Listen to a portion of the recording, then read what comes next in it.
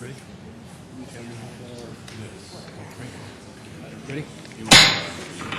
Call the council meeting to order tonight. We have a quorum present.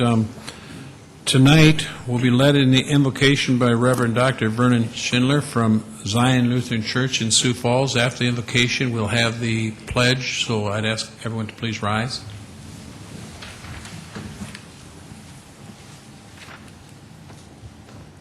Heavenly Father, this week we as a nation will celebrate a National Day of Thanksgiving. Indeed, as a nation we have much for which to give thanks, for the bounty of harvest, the productivity of business and commerce, and the riches of natural resources. For all your blessings we thank you and praise your holy name. O ruler of nations, we thank and praise you for permitting us to live in a nation that is a union of states that has grown into this nation that we call the United States. May your gracious hand continue to rest upon us, protecting and guarding our nation and homes.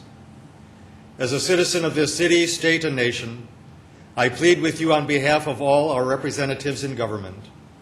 Bless and preserve our form of government in state and nation, and all those who hold office. I thank you for the women and men of this city council assembled this evening. Grant that they may ever be mindful of the welfare of all the inhabitants of Sioux Falls, poor and rich alike. Give them wisdom and courage suited to their task. Give them vision that inspires, strength that endures, and the grace to serve unselfishly for the common good. Give me the grace, with my fellow citizens, to esteem their office and honor them for their labor. Grant that the true purpose of government may prevail, safeguarding peace and prosperity, to the end that citizens of this city may live quiet and peaceful lives. Because you are the watcher and keeper of all, I direct this my prayer to you because of Jesus. I know that you are my Father and Lord. Amen.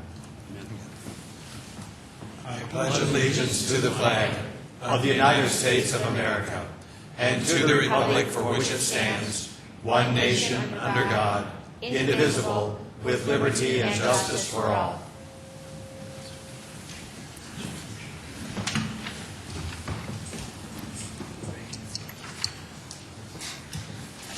Tonight we have with us the Boy Scout Troop 16 from Messiah New Hope Lutheran Church. Would you please stand so we can recognize you?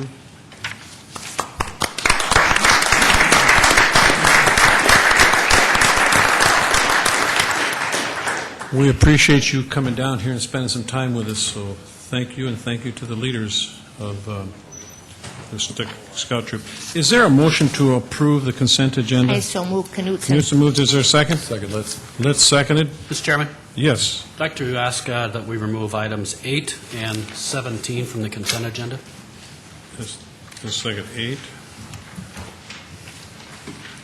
and 17? Yes, please. Okay. Is there a second to that motion? I'll second that motion. Knutson seconded. The motion is to remove items 8 and 17. Everybody understand that motion? Seeing no further comments, all in favor of the motion to remove those two items will vote yes. Those opposed vote no. Council members Jamison? Kavanaugh? Yes. Knutson? Yes. Litz? Yes. Staggers? Yes. Benninga? Yes. Brown? Yes. Costello? Yes. That motion has been approved. Any further motions? We've got a motion been made, second to approve the consent agenda. See no other motions. All in favor of that motion will vote yes. Those opposed vote no. Council members Jamison? Yes. Kavanaugh? Yes. Knutson? Yes. Litz? Yes. Staggers? Yes. Benninga? Yes. Brown? Yes. Costello? Yes. That motion prevails 8-0 as amended. Is there a motion to approve the regular agenda? Let's move. Is there a second? Second, James. Kavanaugh seconded. Is there further motions? Yes, Mayor, I'd like to make a motion to amend the regular agenda. I would like to make a motion to move item number 42 right before item 18, please. Motion been made and seconded to move item 42 above 18. Motion.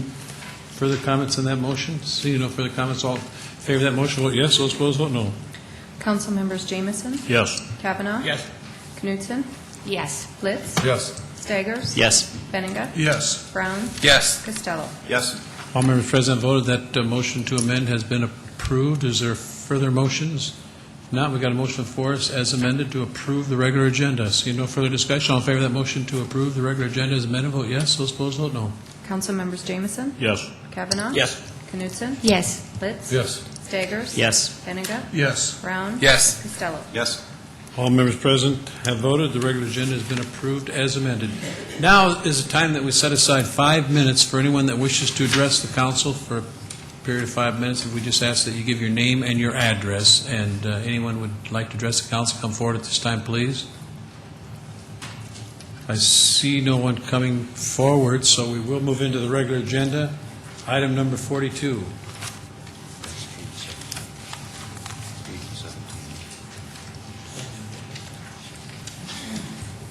Hang tight. Presentation. Just a second.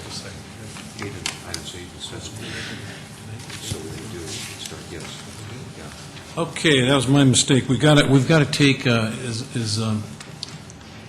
of, we passed the agenda, so it's got to be, I think it's just for discussion. so we just have to move to. Is there a motion to approve items 8 and 17 for discussion tonight? You have to put that on there? Why don't you explain it to me? Because these items aren't on the consent calendar, the council will have to vote to publish notice of hearing for each one of these items separately. So there would be, at some point in time, a motion to approve for publication. Am I correct, Lori? I make that motion, if I may. Okay, is there a second? Second, Benninger. Benninger seconded. To put them on the agenda so they will be published. Everybody understand that motion then? Okay, all in favor of that motion will vote yes. Those opposed, vote no. Council members Jameson, Yes. Kavanaugh. Yes. Knutson. Yes. Litz. Yes. Staggers. Yes. Benega. Yes. Brown. Yes. Costello. Yes. That motion carries 8-0, so they will be added. Now we're at item 42. Pre- Yes. Do we not go to item 8 and 17? We can. I don't know whether- Mr. Mayor, I think there was some confusion on what the vote was. Just to put them on the Yes, agenda. that- It's just for publishing purposes. But if they wish to debate them, I think they would be But appropriate. otherwise, you'd wait till the next meeting. If I could, Mr. Chairman, my purpose was to ask a question on item 8 and to separate item 17 so that Councilor Costello could be here. Since item 17 Oh. includes his establishment, he could leave for that. Okay, so we can take them. can't we? Do you want to take them first? That's fine. That'd be great. Okay, let's Thank take you. 8. Transfer of a 2007 retail liquor license from Waterfall Plaza LLC, Waterfall Plaza, 6121 South Minnesota Avenue, to 50/50 Holdings, Inc., name to be determined to be operated at 331 North Minnesota Avenue, including Sunday sales and video lottery terminals, with the conditional use permit being approved on 8/1/07. Okay, Lori Bossman, City Finance Office. Question on number 8. Any questions of Lori on 8? Go ahead, Kevin. Thank you, Mr. Chairman. Those of you who have been here for a while, you'll notice that this is should be a very familiar address to you. This is what led to the council revising our liquor issuance ordinance last year. My question, Lori, is could you give us a history of this applicant's use of this license? Did they ever open a retail establishment? Okay. Waterfall Plaza LLC purchased the license, and I didn't bring the history with me tonight, but I believe it was 2005, and they have never used the license. They simply purchased it, and my understanding was it was to be held for a prospective tenant. They were allowed to renew it for 2006 and 2007 based on the state law, and they cannot renew it for 2008. And as a result, a new applicant has come forward to purchase the license and move it to a new location. And if I could ask just one more question. Do you happen to know what currently is housed in the address at 331 North Minnesota Avenue?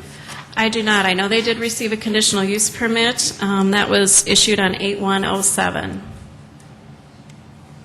They did go through the conditional use process in August. Conditional use for For alcohol sales, correct.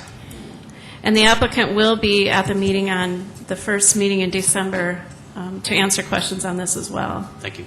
Okay? Further questions on number 8 that was removed from the consent agenda? Lori, the ordinance that we passed regarding the issuance of the new liquor, the 4 new licenses we got. Three. 5, 4, Shrinking. 3, I know.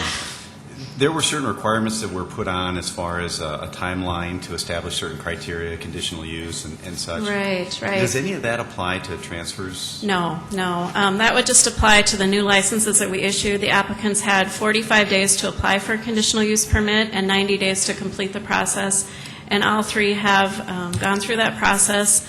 We have 2 that have been issued and 1 that is going to come in tomorrow and make application.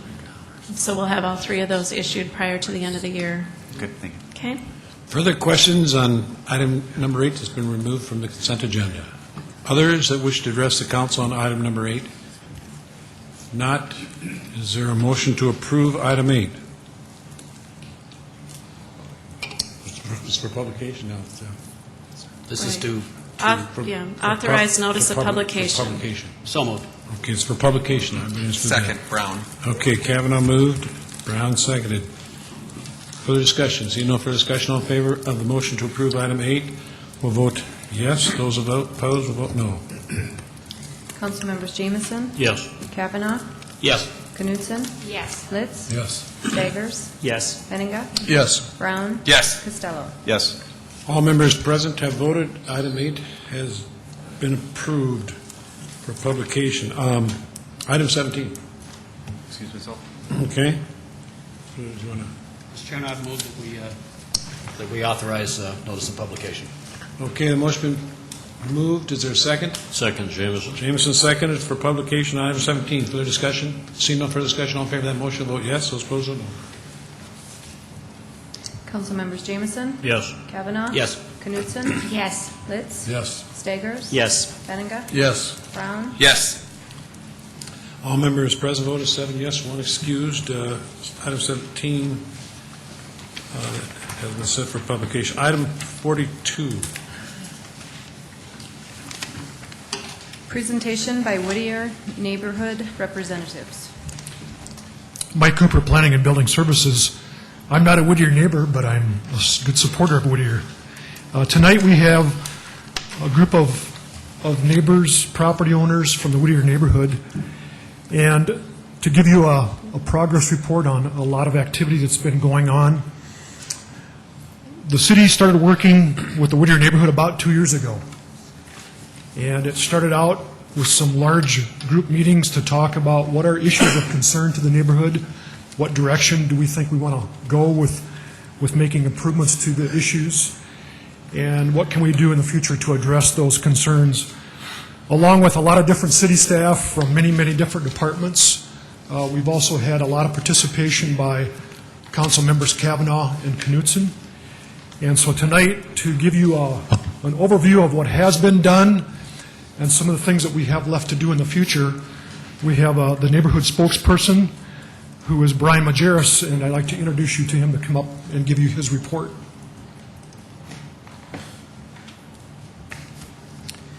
Mayor Munson, members of the council, I'm Brian Majerus, and I'm here on behalf of the Whittier neighborhood. We thank you for this opportunity to visit with you about the progress in our neighborhood and our many great volunteers. Several years ago, a variety of events were taking place in our neighborhood that greatly concerned our neighbors. There were various informal meetings, and we began visiting with the mayor, our council members, and city officials. This was the start of a volunteer effort to make a better Whittier neighborhood. It quickly became apparent that many of our longtime residents and many of our newer residents were committed to a brighter future for themselves and their families. Most important, they wanted that future to be in their neighborhood. They wanted to stay and be part of the Whittier neighborhood. The first volunteer effort was to have a Whittier neighborhood picnic. With the help of Franklin Foods and many great volunteers, the picnic is now an annual event. It's been a great opportunity for our neighbors, both new and old, to meet and get to know each other. The next volunteer effort was our volunteer-driven neighborhood cleanup effort. Our neighbors, with the assistance of city officials, Novak Sanitary, and several great city council members, hit the streets and alleys and hauled away over 75 tons of tree branches, yard waste, appliances, old tires, hazardous waste, and junk. The group will meet in January to start planning the second annual spring cleanup. I cannot stress enough that this cleanup will be successful due to the many great volunteers and their concern for their neighbors and their neighborhood. The third effort focuses on addressing major code violations found in our neighborhood. This past fall, in cooperation with various city offices, violations such as junk cars, condemnable houses, backyards full of garbage, etc., were reported to the proper city offices. Through several meetings with city officials, the neighborhood was able to express our concerns about code enforcement and also come to understand the process for addressing those violations. The neighborhood appreciates the additional effort being made in our area to remedy long-standing violations. We plan to continue our walk-arounds, and we hope the city can take additional steps to process complaints and remove major violations in a timelier manner. Our next focus will be on safety issues, improvements, and beautification.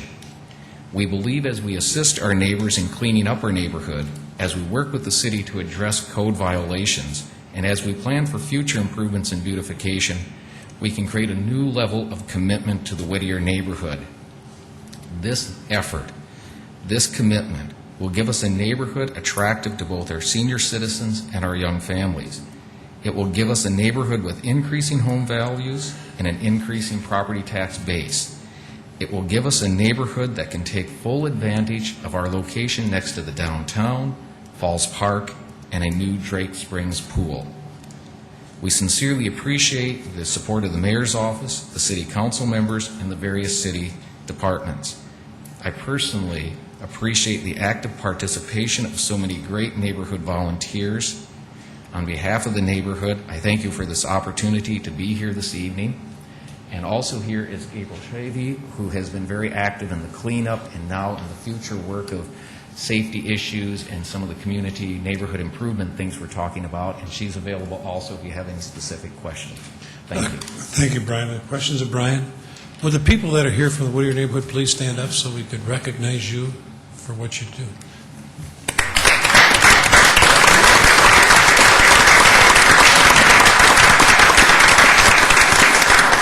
Appreciate it. Are there questions of Brian? Thank you very much, Brian. Others that wish to address the council on item 42? Not. We appreciate, again, you being here and the interest you've taken with us. Made a great difference in that area of town, and we're very proud of that effort. Let's move to item 18 then.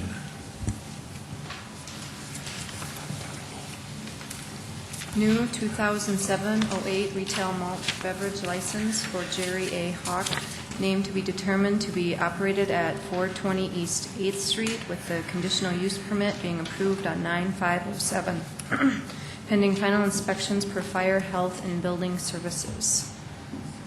19, new 2007 retail wine license for Jerry A. Hauk, named to be determined to be operated at 420 East 8th Street with the conditional use permit being approved on 9/5/07, pending final inspections per Fire, Health, and Building Services. 20, new 2007-08 package malt beverage license for Ababy Laundry, Inc., IU General Store, to be operated at 1112 East 3rd Street, pending final inspections per Fire and Health.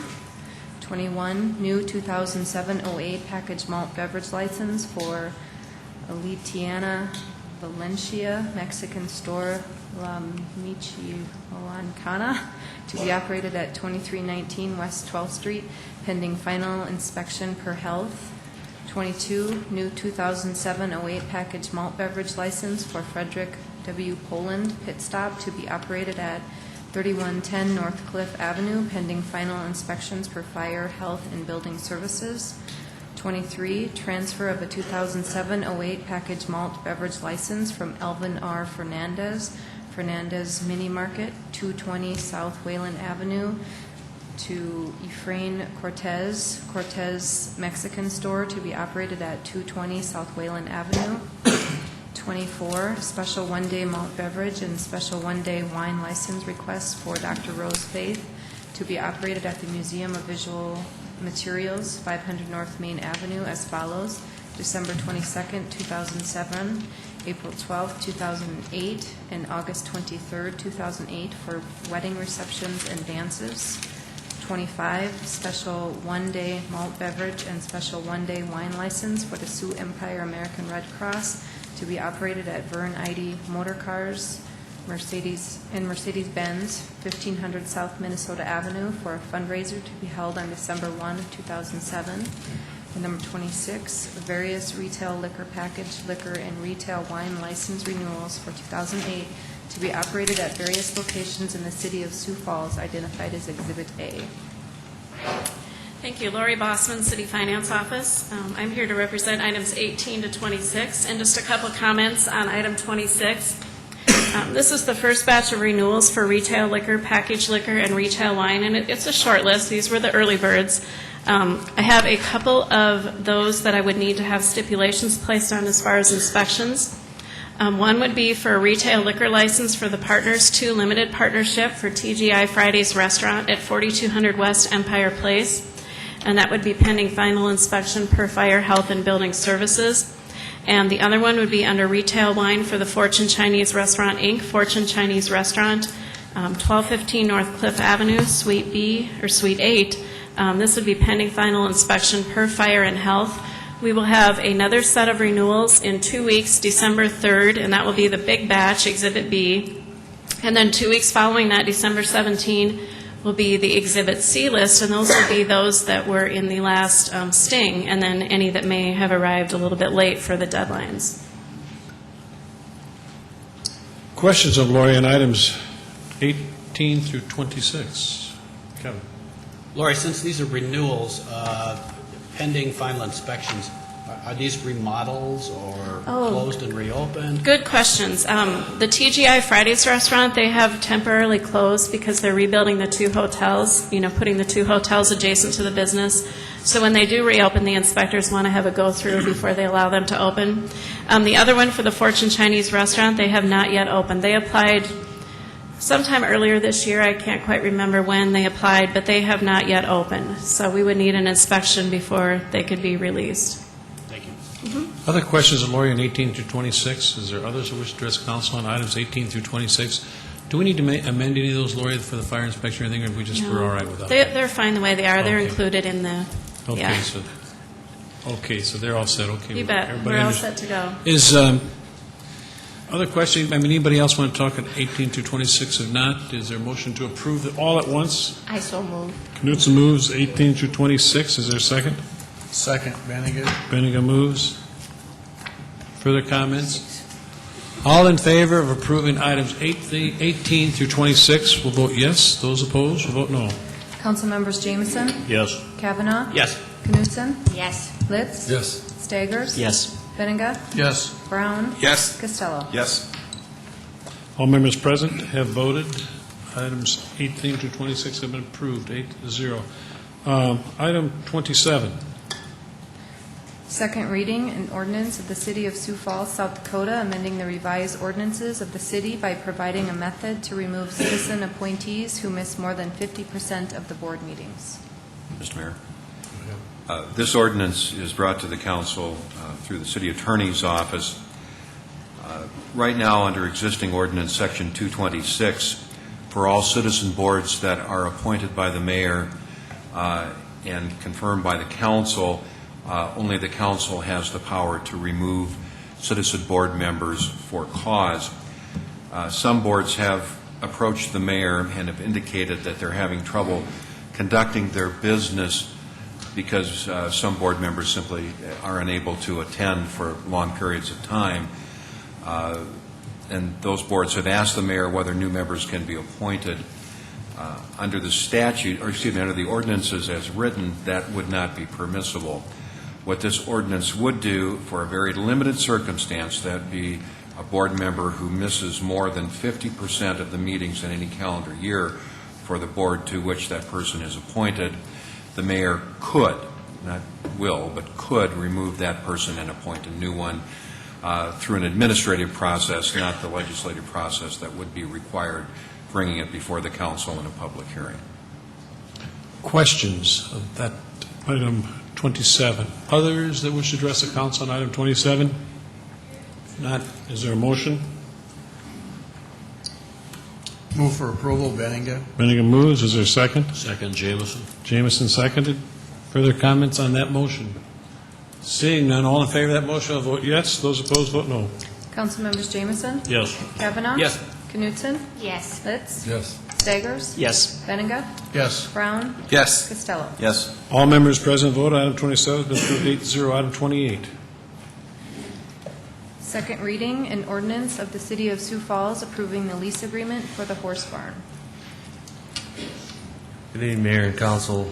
Don Kearney with Parks and Recreation. Before you is a horse barn lease agreement between the Sioux Empire Arts Council and the City of Sioux Falls.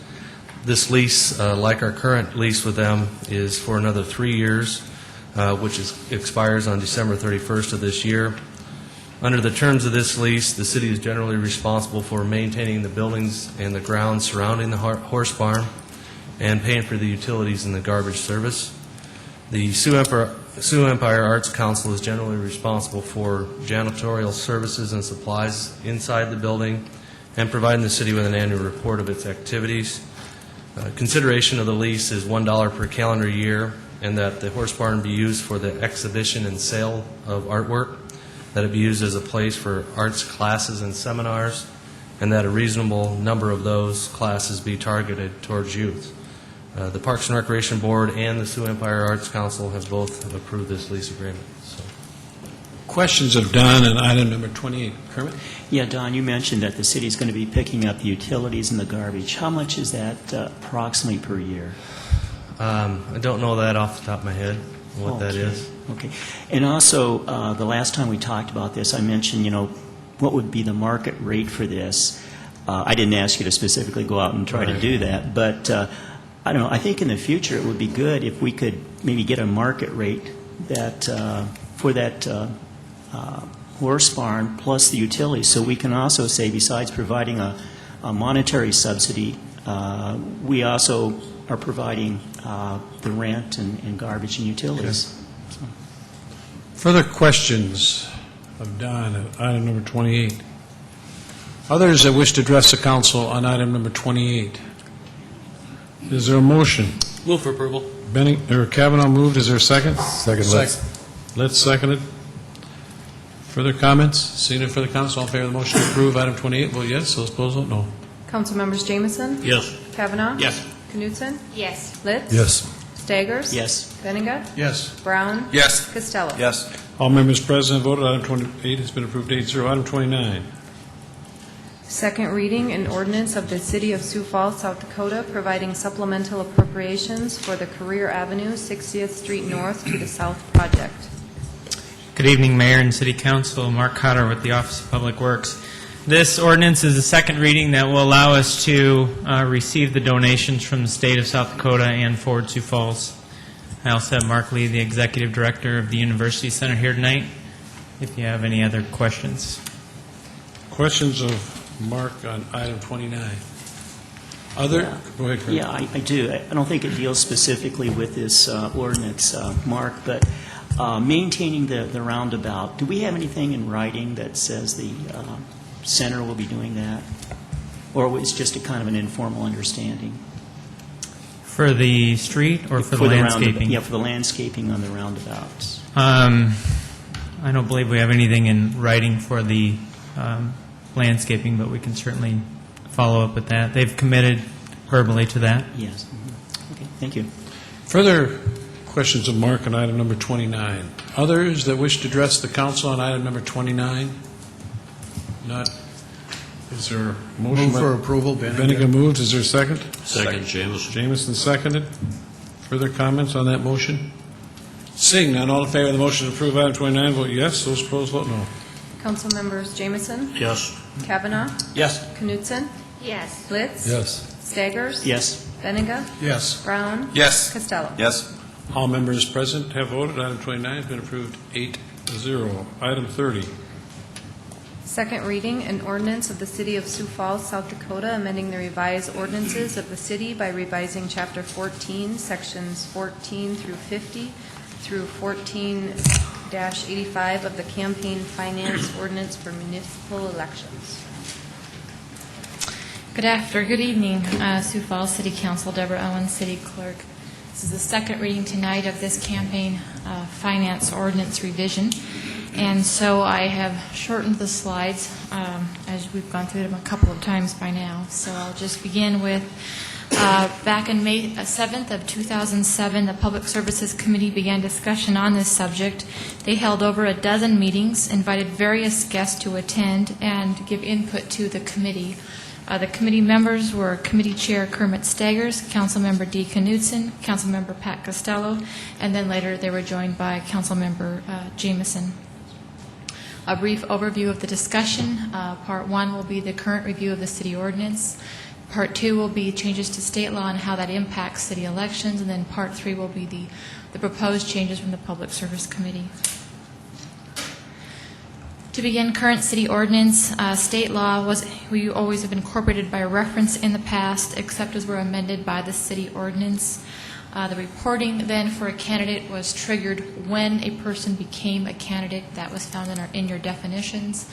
And then when they have become a candidate, there were monthly reports due once the person was deemed to be a candidate. There's also a notice of intent, which was different than state law, and then campaign contribution limits were those of the state. In 2007, the legislature made extensive changes to state law. They repealed Chapter 25 of the SDCLs and replaced it with Chapter 27. Again, a very brief overview and highlights of some of those changes.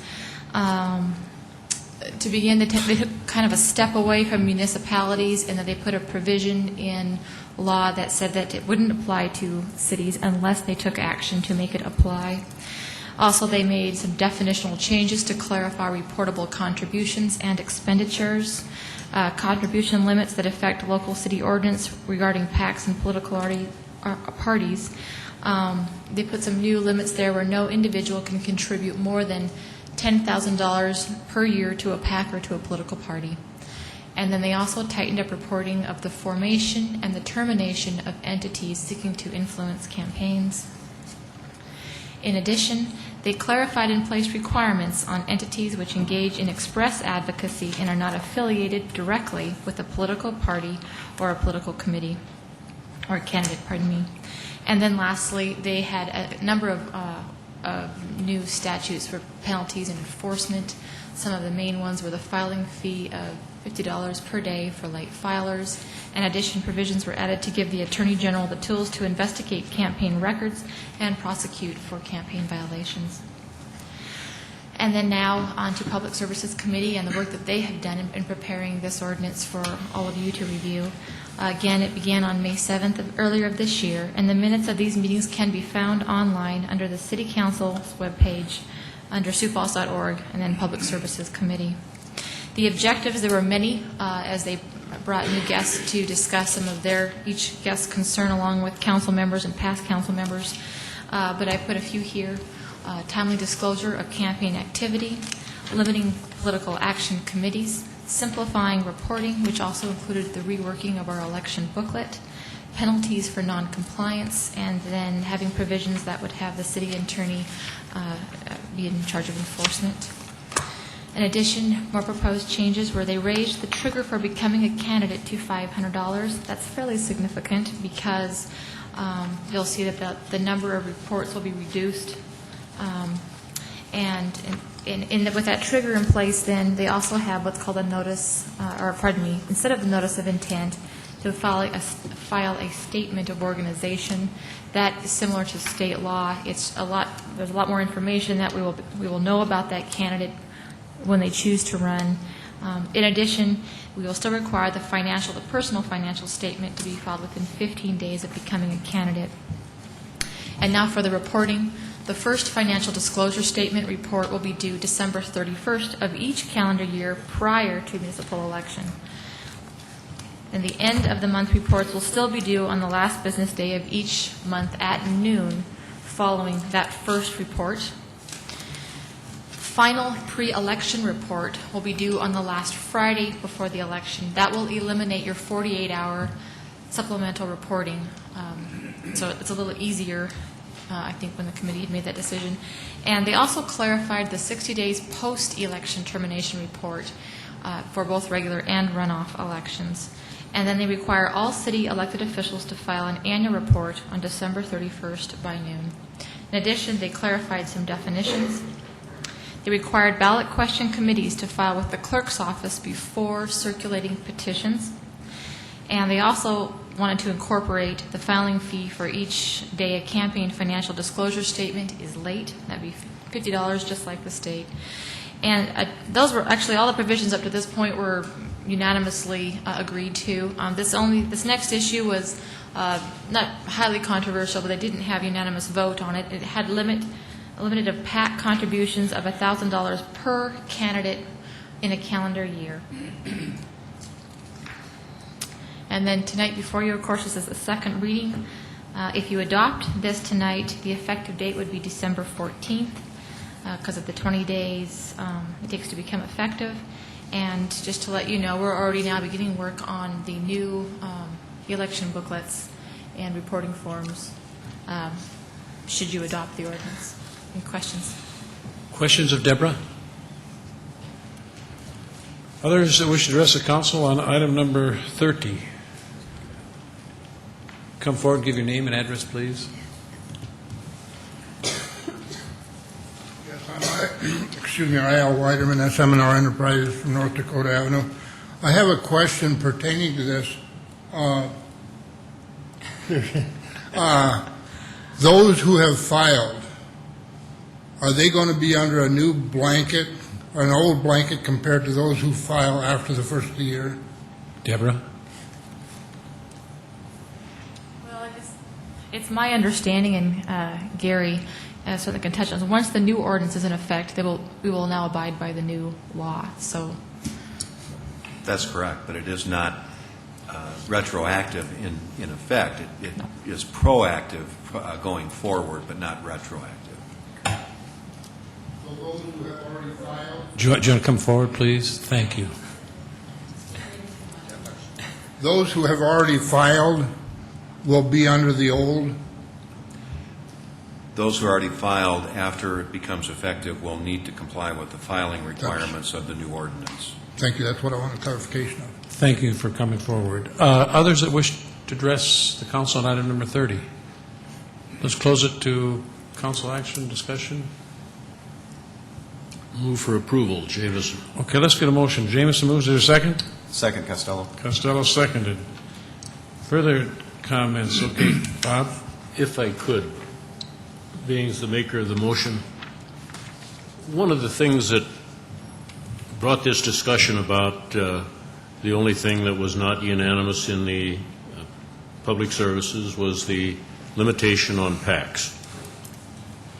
The PAC contributions should be the same as an individual contribution because you can circumvent the law by being a single-person PAC and put any amount of money up to $10,000 in a campaign. That, to me, nullifies the fact that you should limit the individuals to $1,000. There's been arguments that the rich could contribute their own funds without limitation, and that is true. That is, state law permits that.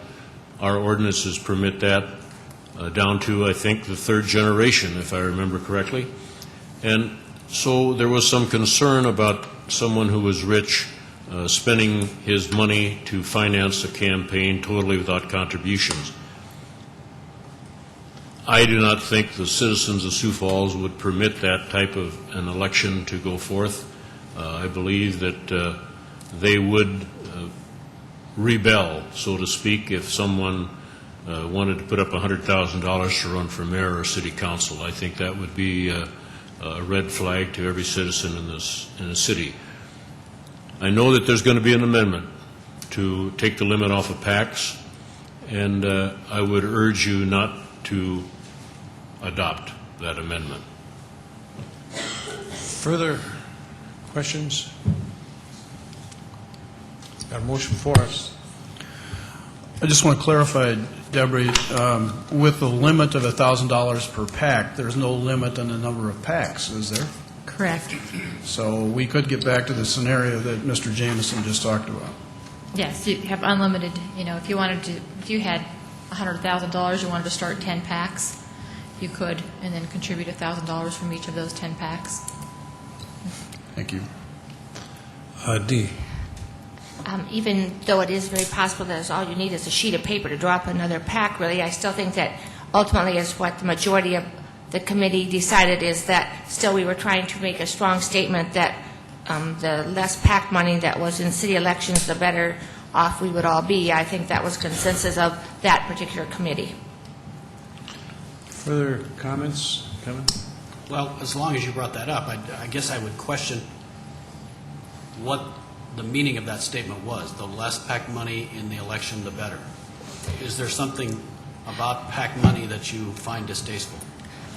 Yes, Councilor Kavanaugh, even though I realize PACs are a reality in this world and will be forever, and will continue to play, I suppose, a major role in state and national elections, I believe that our committee just, I guess I would just like to kind of mirror, or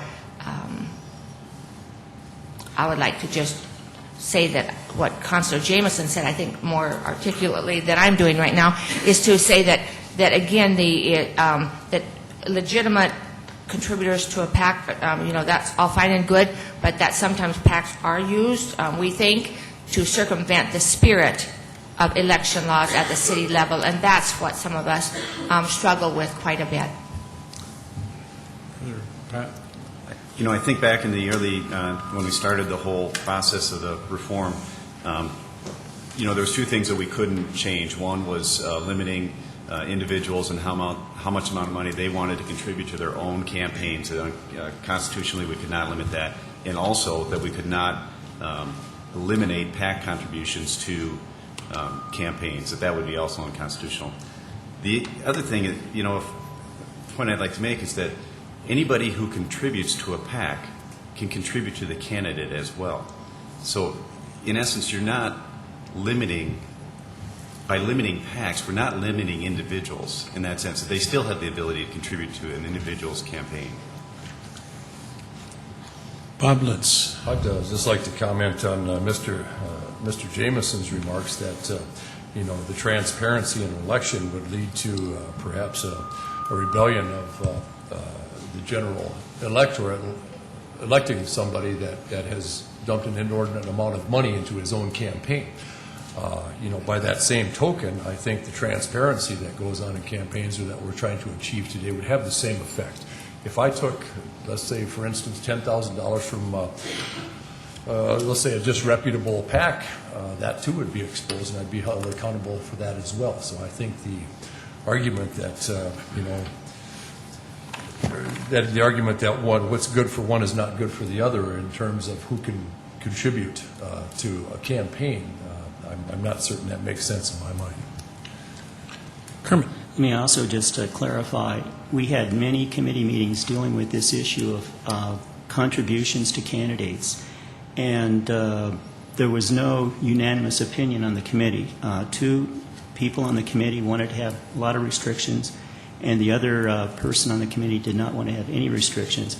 When it comes to the PACs, state law allows contribution of $10,000 for a candidate. The way the city ordinance is right now proposed, there's a limit of $1,000. So we are being a lot more stricter with the PACs than the state is. And I think overall, a primary concern I have with the way the ordinance is with contributions is we're, limiting competition. I mean, that's what we shouldn't be doing in elections. We should be striving for a lot of competition. And when you start putting a lot of restrictions in the mix here, you're limiting competition.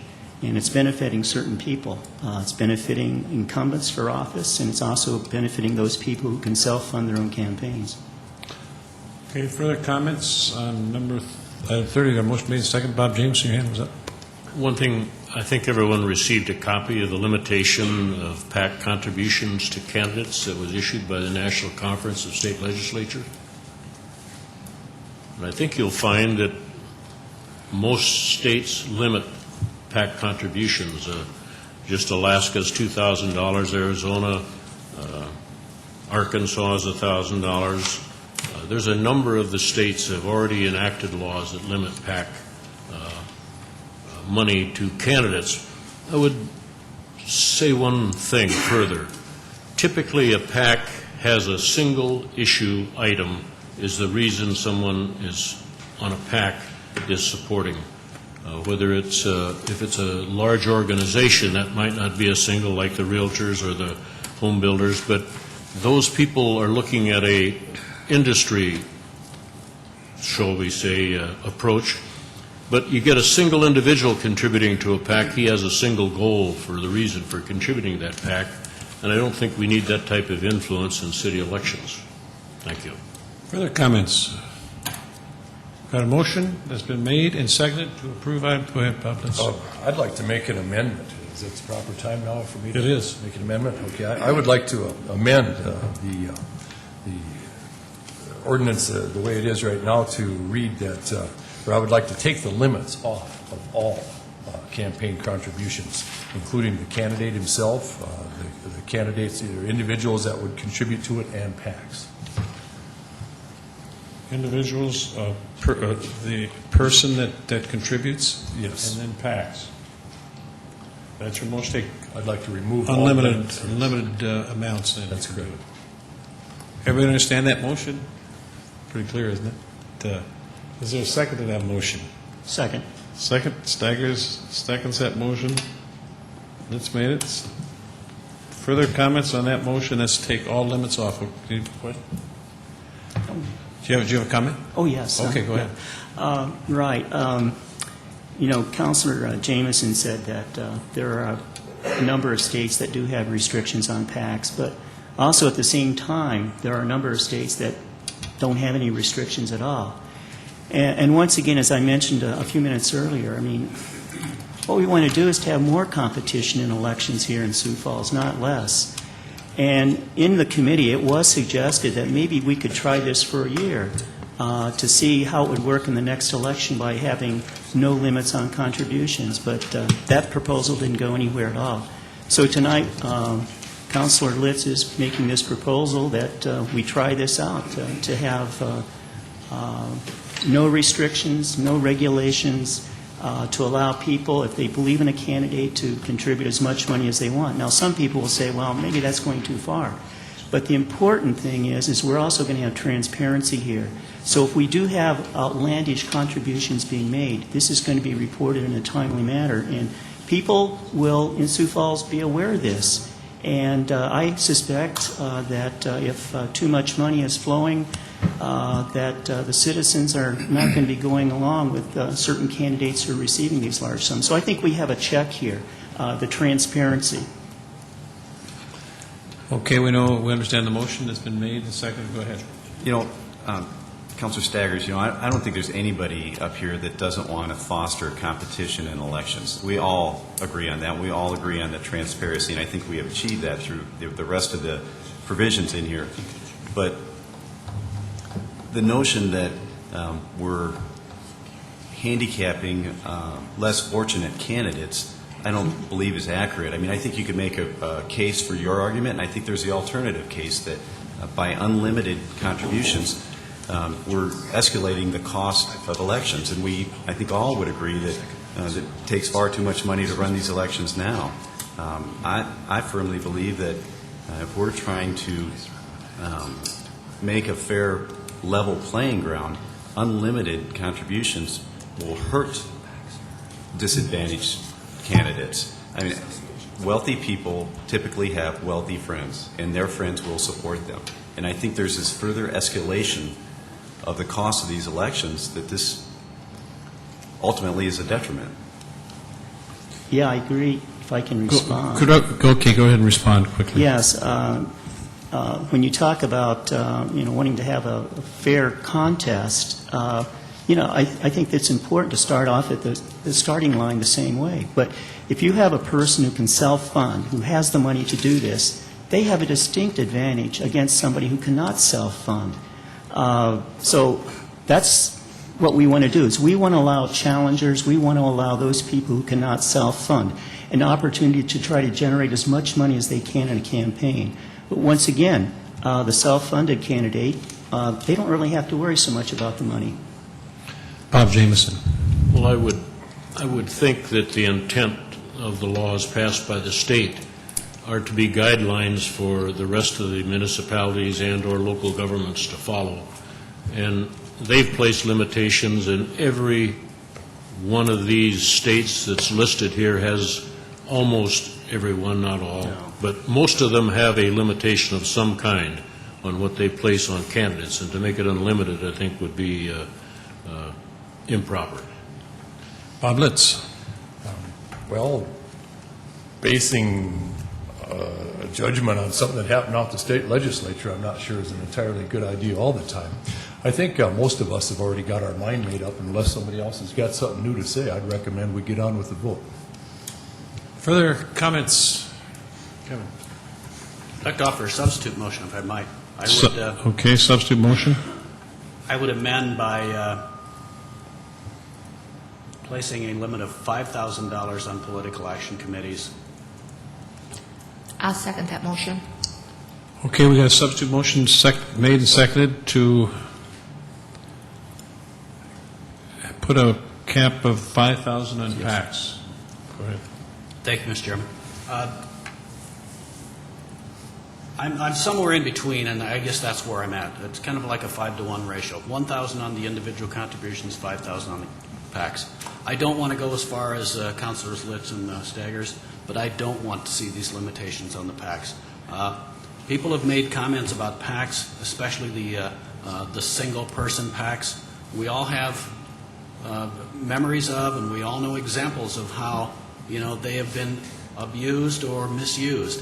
But let's be honest about this.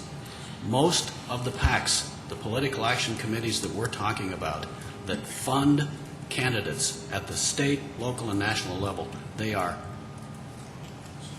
honest, legal associations of people, sometimes working people, that join together to put their collective voice into the political process. I do not want to see that abridged. The state's contribution limit of $10,000, I think, will fix a lot of the problems that some of us are concerned about. And the other issue that I think we certainly have put into this ordinance that will rectify some of the problems we've seen in the past is the transparency. I have asked for, and I think we're going to see, timely reporting of all contributions, whether they be from the candidate themselves, their contributors, or any political action committees. I would suggest, and I would ask for your support on this middle ground. Further comments on substitute motion to amend? Everybody understand that? Let's put a 5,000 cap on PACs. Further comments? Seeing no further comments, all in favor of the substitute motion to amend will vote yes. Those opposed vote no. Councilmembers Jameson, No. Kavanaugh, Yes. Knutson, Yes. Litz, Yes. Staggers, No. Benega, No. Brown, No. Costello. Yes? Munson, yes. So that has, substitute motion has prevailed. Now we're back to the main motion as amended. Further comments? Not? Well, Okay, go ahead. yeah, I guess this is a critical issue in this ordinance. And there are so many good things in this ordinance. I mean, we spent so many weeks in committee dealing with this and talking about it. But this is really something that is so fundamental that I don't want to vote against this ordinance because, like I said, there are many good provisions. I think we're streamlining the process a lot better. We're going to make it easier for people to run for office and so forth and so forth. But once again, it's this issue here of contributing money to candidates. Contrary to what was said earlier about everybody on the council wants competition in elections, well, I guess I would say that not everybody does, because anytime you start having restrictions like this, you are naturally limiting competition, and that's what we have to have, more competition, not less competition. So this is a bill that is going to help incumbents more than challengers. There's no doubt about it. You read scholarly works on this. You take a look at the bills that are passed by the U.S. Congress. There are provisions in there that naturally favor incumbents. It takes more money for challengers to go against an incumbent. And here we're going to make it more difficult for challengers to go against incumbents.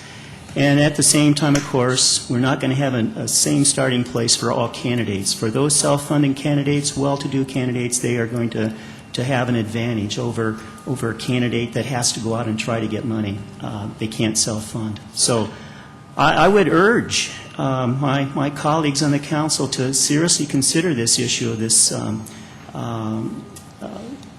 funding of candidates and vote against these restrictions and vote against this ordinance, and then later on we can bring it back with no restrictions at all on financing. Bob Litz. As much as I agree with Dr. Staggers at this point, I'm also a realist, looking at some of the faces and judging from some of the votes that have just been taken. And at this time here, I'm going to withdraw my amendment. Kevin? Dr. Staggers, I would just urge you to not make the perfect the enemy of the good. You got your middle ground. I got my middle ground, I guess. You didn't get what you wanted. I'm not necessarily happy with the middle ground, but that's the nature of good governance. Sometimes it's compromise. I don't think you want to go back to what we had before. We had an inferior product before. Your committee worked long and hard to come up with this legislation. One little amendment is not going to hurt you. Pat? Councilor Staggers, I'd like you to tell us who amongst the council here do you feel is against competition? Well, I guess I would... Do you wish to answer that question? Sure, I'll answer it after the vote takes place. Or I think your votes, in part... Because our votes don't align with your opinion, we're against competition? Well, I think anybody looking at this, would say that if you start putting restrictions on campaigns, that tends to lead to less competition. And this is what we're doing right here. It kind of reminds me of the situation with in the larger community when you start regulating businesses. You have, let's just say we have large businesses and we have small businesses. When we have regulations imposed, do you think the regulations affect big business and small business the same way? Well, usually no. Usually larger businesses can absorb the costs of regulation and all the requirements go with it than small businesses. And of course, you're a small businessman. I think you probably would agree with that.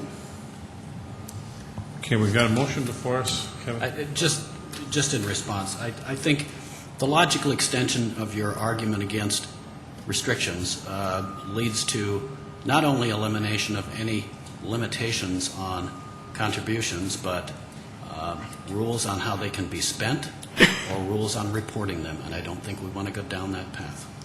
Well, if you remember, we have transparency involved in this. This is something everybody on the committee totally agreed with, is transparency.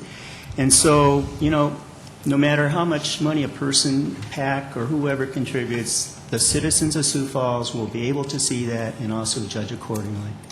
Okay, we've got a motion before us, been made and seconded, and has been amended. So we've got a motion before us to approve item number 30 as amended. Is there further discussion? If not, all in favor of approving item 30 as amended will vote yes. Those opposed vote no. Councilmembers Jameson? Yes. Kavanaugh? Yes. Knudsen? Yes. Litz? Yep. Staggers? No. Benninga? Yes. Brown? Yes. Costello? Yes. All members present have voted 7 yes, 1 no. Item 30 has been approved as amended. Item 31. First reading, an ordinance of the City of Sioux Falls, South Dakota, amending the revised ordinances of the city by increasing sign permit fees. One of the goals of our Building Services Division is to adjust different required fees for permits on about a 3-year cycle. And the increase in the fees is intended to cover our cost for the administration of and processing of these different permits, as well as performing the various inspections required upon completion of the work. The fees for our sign permits were last raised in 2005. This is a proposal that would take effect in 2008, and this would increase our fees by $3 across the board. We do have different costs for sign permits based on the size of the sign, and there's an additional cost for signs over 50 square feet. But the base fee with this ordinance would increase from $27 to $30. And then for signs over 200 square feet, signs exceeding 100 square feet, the base fee would go up from $33 to $36. And for signs over 200 square feet, it would go from $36 to $39, the base fee. So far this year, we've issued, as of last week, 736 sign permits. Questions, Kermit? Yeah, And Bob Mike, Davis. These sign permits, do they just have to get them one time, or how does that work? Yes, it's one permit per sign. Okay. If you put up a new sign or replace a sign, then there would be a permit. It's not an annual fee. Yes. And also, just one other question. I know I've heard this argument made in the past that, well, every 3 years we've got to raise the price of everything. To me, it doesn't make sense. Can you, just because it's been 3 years, so what? I mean, can you provide some more justification, I guess is what I'm asking. Yes, and I can put together, and again, every sign permit is going to have a little different time involved in terms of processing a permit, going out and doing the inspection. But the intent is that as we look at every 3 years, how much are we charging for the permits and how much is it costing to administer those permits? And so that's how the $3 amount was determined. Or the $3 increase, I should say. Okay. I guess I still didn't really understand why. Because that's what we've determined is the cost of administration is the new rate versus the current rate. Okay. Bob Jameson. I guess, Mike, refresh my memory, was this increase part of the budget that was presented? For 2008, yes. Okay, thank you. Further questions on 31? Mike, I assume since you last raised this, the labor costs in your department have gone up, have they not? They have, and we've also seen that with these new electronic signs and others that the signs are getting more complicated to not only install but to look at and make sure that they're in the right location, that they're the right size, and so it's again, yeah, it becomes a little more complicated every year with the types of signs that we have to go out and look at and the variety of them. Further questions, Mike, on 31. Let's go to 32. First reading, an ordinance of the City of Sioux Falls, South Dakota, transferring real property to the Affordable Housing Program as established by ordinance number 101-07. I'm Dwight McElhaney, Community Development Manager. This ordinance is for the transfer of a parcel of city property, 207 South Sycamore Avenue, to Community Development's Affordable Housing Program. The fire department purchased this property, which is just north of their Sycamore Avenue station, in 2006. They have use for the south 60 feet of the lot and wish to donate the balance of the property for the development of affordable housing. It is community development's intent to build a wheelchair-accessible house that will be sold to an income-eligible special needs household. The parcel is approximately 102, that's on the frontage of Sycamore Avenue, by 117. If transferred to the Affordable Housing Program, we will work with local organizations that work with people with special needs. This will include the various organizations that work with disabled veterans. With your support, we hope to develop an affordable housing opportunity that will greatly enhance the lives of the special needs household. This transfer would be to Sioux Falls Housing Corporation, which is our partner in the Neighborhood Revitalization Program. Questions of Dwight? Kermit? Yeah, the property we're going to transfer, what's the estimated value of it? The fire department paid $112 for it. There was a structure on it that was removed. I haven't seen any numbers on what a current appraisal is. My guess, a property that size, from what we've worked with, would be somewhere in the $25,000 to $30,000 bracket. Okay. And then also, too, at the same time, you mentioned the city wants to build a home there for a disabled person. Is that right? That's what we hope to do, yes. Quite typically, when we build these houses, then we sell them to individuals or whatever. That's what we're planning to do in this case, is that right? Yes, yes. And quite often, we lose money on it. How much are we anticipating losing on this? We don't have any numbers now. A lot depends on the individual, how they're capable of getting a first mortgage and working backwards. Some of the reason some of the other neighborhood revitalization projects have cost so much money over what we get back is because of the acquisition of the property and the raising of the old structure that was there and the costs associated with that. With this property, we don't have that because the fire department has already taken care of that. We hope, that the entire cost of the construction and part of the cost of the land will be recouped in the transaction. A lot depends on what the house appraises for, at the time of sale. Yeah, I hope we don't lose money on this, and I hope we get back all the costs that we put into it. That's my primary concern. Yeah. Well, we are investing in an affordable housing program to give somebody with special needs an opportunity, and that is going to cost us a little money. Gerald? I'm assuming that this property that is currently at that location is not on the tax rolls because it's part of the fire department? That's correct. And if we move it to an affordable housing program, it will become part of the tax Yes, base? It will. So there is a gain and some revenue generated from the fact that we are providing affordable housing to the community's low-income individuals? That's correct. Thank you. Kevin?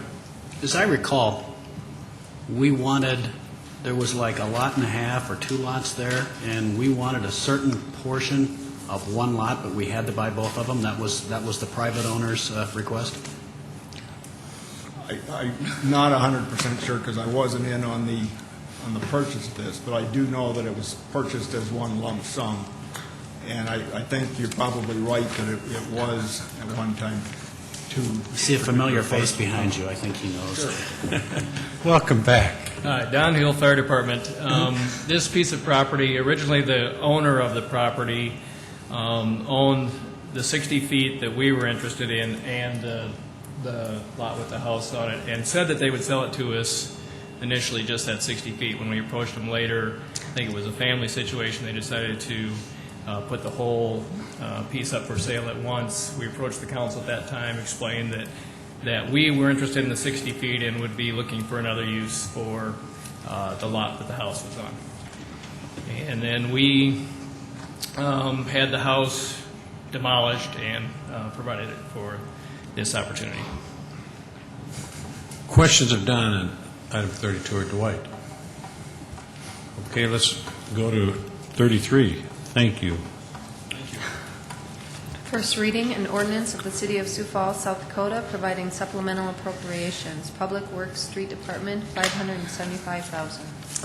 Good evening, Mayor and Council. Mark Cotter with the Office of Public Works. This ordinance builds on the update that we gave you and an informational regarding the snow removal preparation, budget, and forecast. And so this is the first step.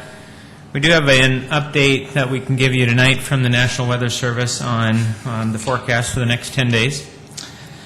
And so with this forecast and with their input, it looks to be that we are on a similar track to last November and December, which is very good budget-wise. However, this supplement is very important to us to make sure that we have funds if so needed.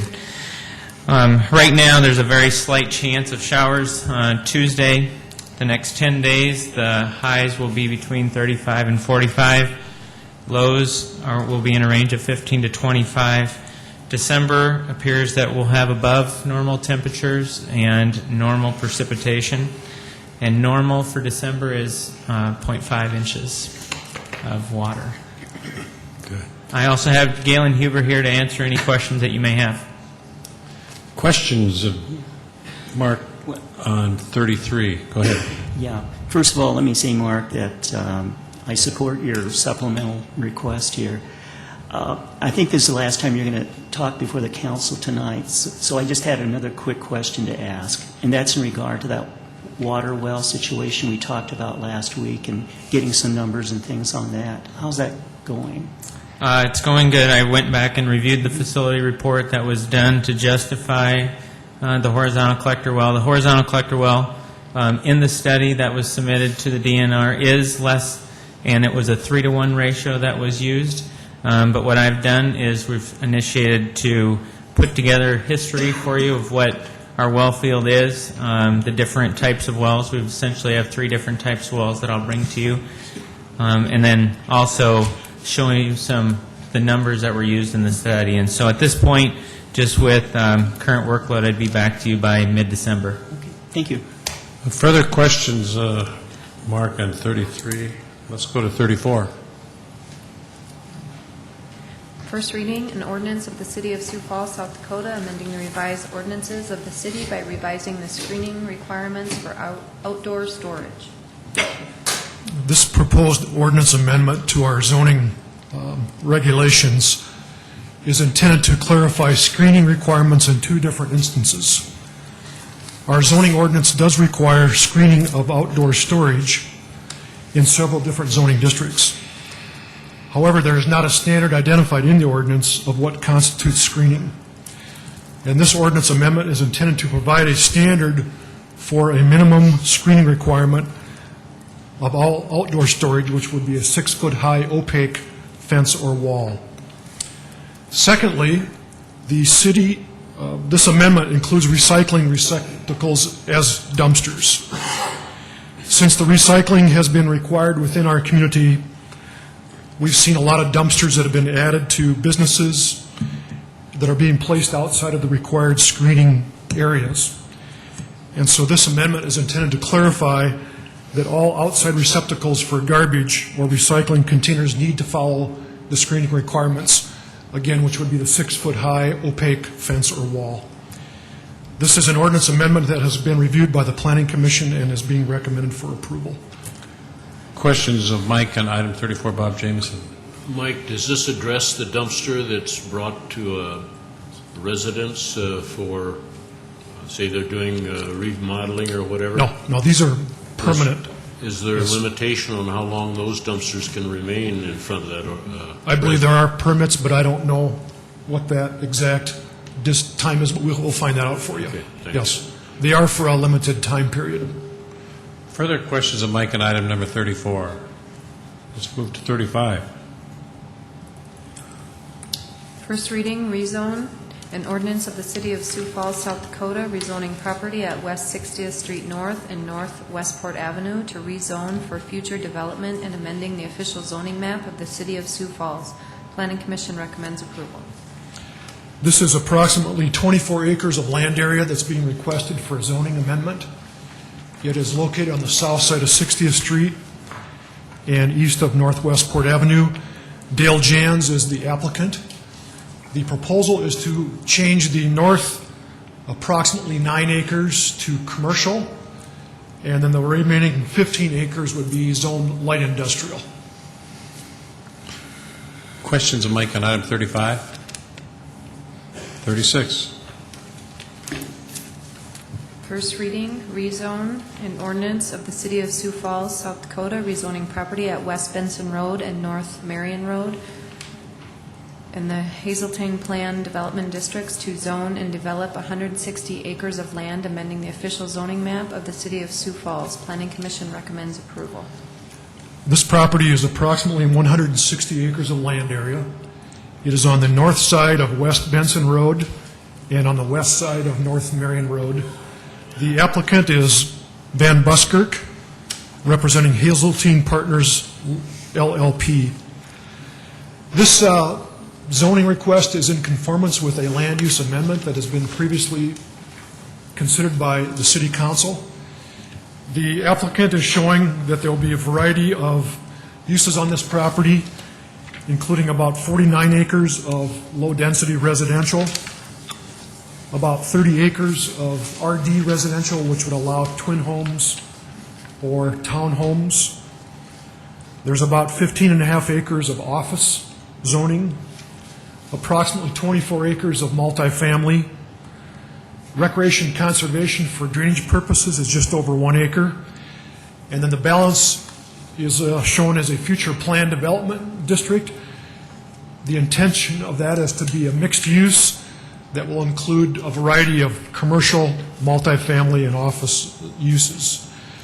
This is one of the first areas that we're trying to work with developers on some new ideas of mixed use. As you heard last time when we were voting on the land use amendment, Steve Van Buskirk had a conversation with you about the ideas that we're looking at with the development community to have multiple buildings within this corner that would line up with the access points that are approximately a quarter mile off the intersection of Marion and Benson.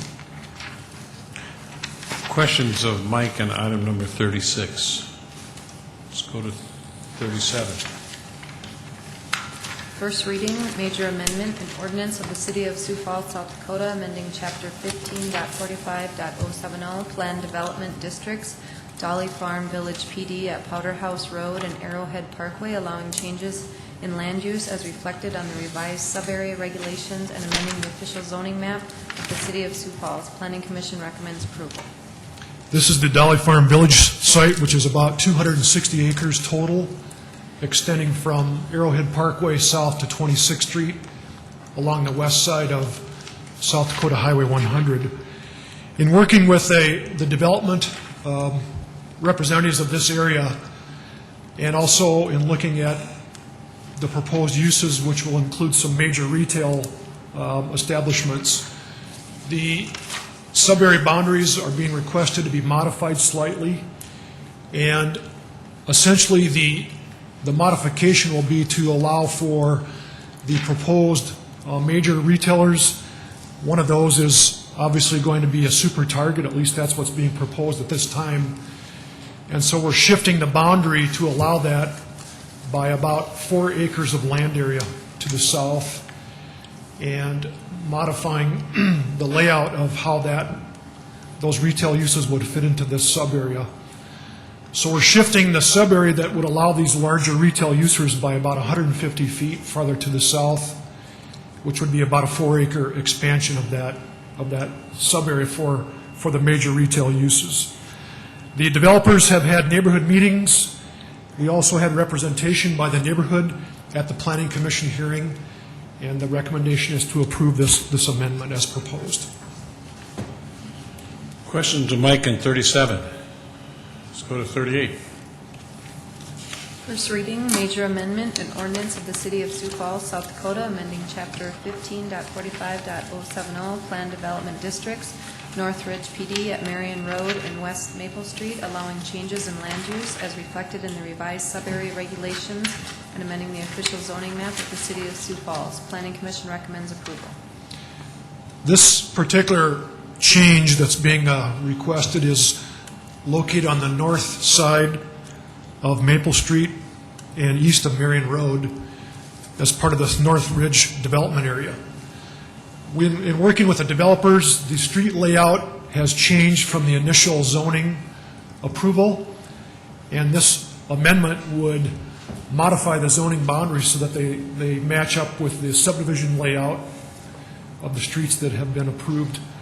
This would modify the commercial area as well as residential areas that have previously been approved for this particular development area.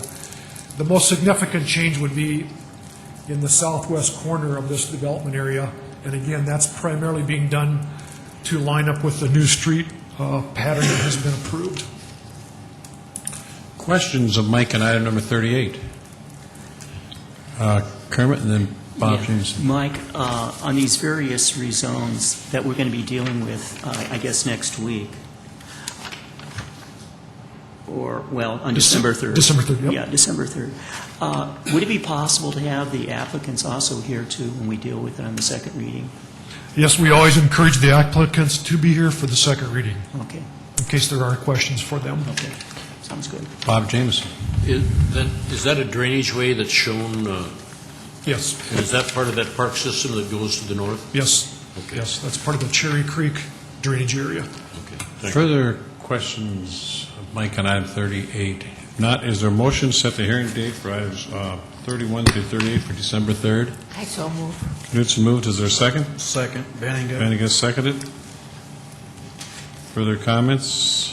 Seeing no further comments, all in favor of the motion to set the hearing dates for December 3rd for items 31 through 38 will vote yes. Those opposed vote no.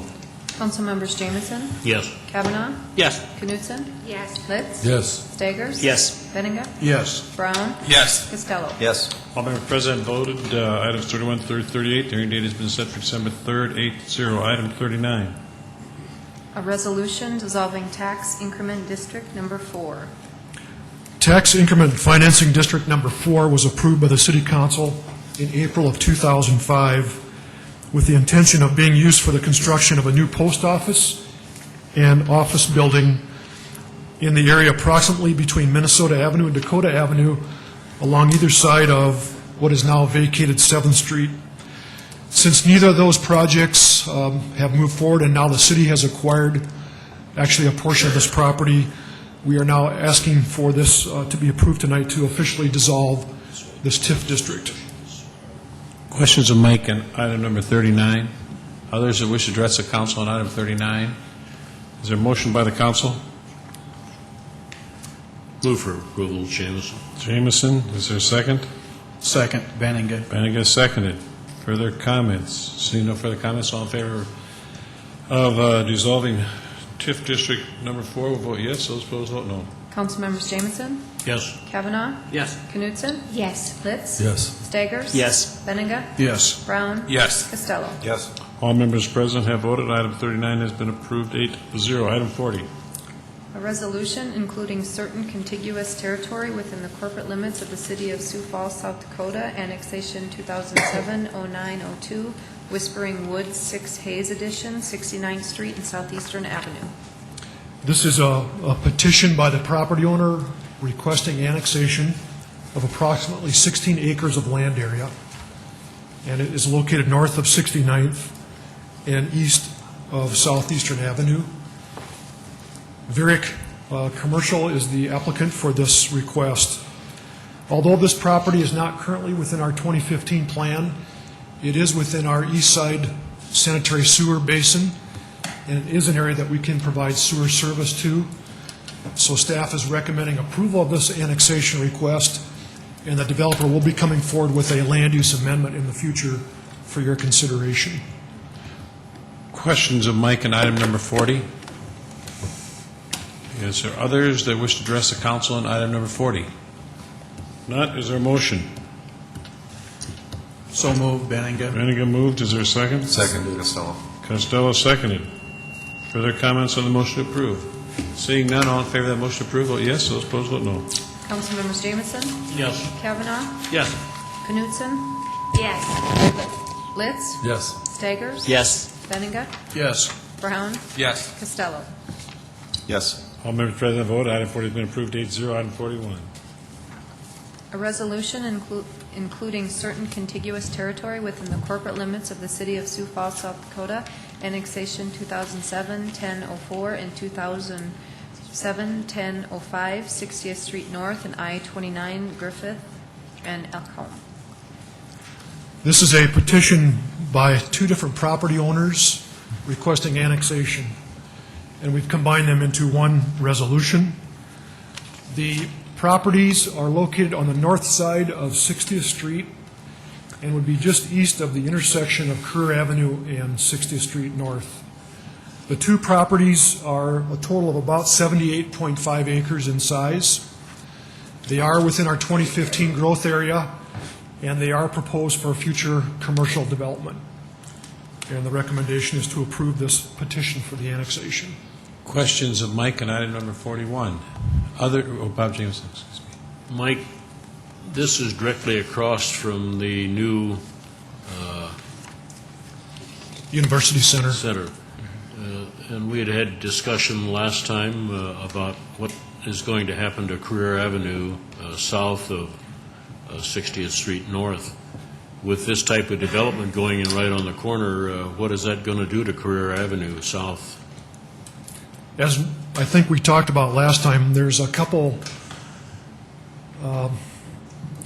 steps or recommendations that we're going to move forward with. Obviously, with the Career Avenue, there is at least one roundabout that you've approved tonight, and there's a potential for another one, depending on the future implementation of the University Center master plan. And so that's going to help discourage through traffic from wanting to make that as a shortcut route. The signals, we will have the signalized intersection at 60th Street and Career Avenue, and so we'll be having turning movements or turning lanes that will make it easy for people to turn in and out of that onto 60th Street. And of course, we're going to do whatever we can to encourage the use of Marion Road as the major connection up into that area. It may not be a perfect system, but it's going to be whatever traffic calming or whatever education we do with the traveling public to discourage them from going up and down Career Avenue. Well, the reason I ask that is because Washington, D.C. has a modified roundabout in a lot of their intersections, and they're wall-to-wall cars at certain times of the day, and has not discouraged people from driving there. And I question whether the roundabout will totally discourage people from using Career Avenue. Yeah, I can't give you 100% guarantee that that was going to work, but I think we're going to work at whatever traffic diversion, traffic calming measures that we can come up with, not only at the University Center property, but also on this proposed commercial development. Okay. Thank you. Bob Litz. I was thinking about what Mr. Jameson said there, and I was aware of some of those, like DuPont Circle in D.C. is actually a rotary with more than four egresses to them. A lot of them have 8 or 6 going at various angles off of that. Does Career Avenue extend north past West 60th Street? No, it currently dead ends at that point. So this water main and things that have got to go in, they're going in when we do this new chunk of road? Yes. That water in there? Yeah. Further questions of Mike on item 41? Others that wish to address the council on item number 41? Is there a motion to approve? So moved. Let's move. Is there a second? Second, Benninga. Benninga seconded. Further comments? See no further comments. All in favor of the motion to approve item 41, vote yes. Those opposed, vote no. Councilmembers Jameson? Yes. Kavanaugh? Yes. Knutson? Yes. Litz? Yes. Staggers? Yes. Benninga? Yes. Brown? Yes. Costello? Yes. All members present have voted. Item 41 has been approved 8-0. Is there a motion to adjourn? I so move. Knutson moved. Litz seconded. All in favor, vote yes. Those opposed, vote no. Councilmembers Jameson? Yes. Kavanaugh? Yes. Knutson? Yes. Litz? Yes. Staggers? Yes. Benninga? Yes. Brown? Yes. Costello? Yes. We stand adjourned.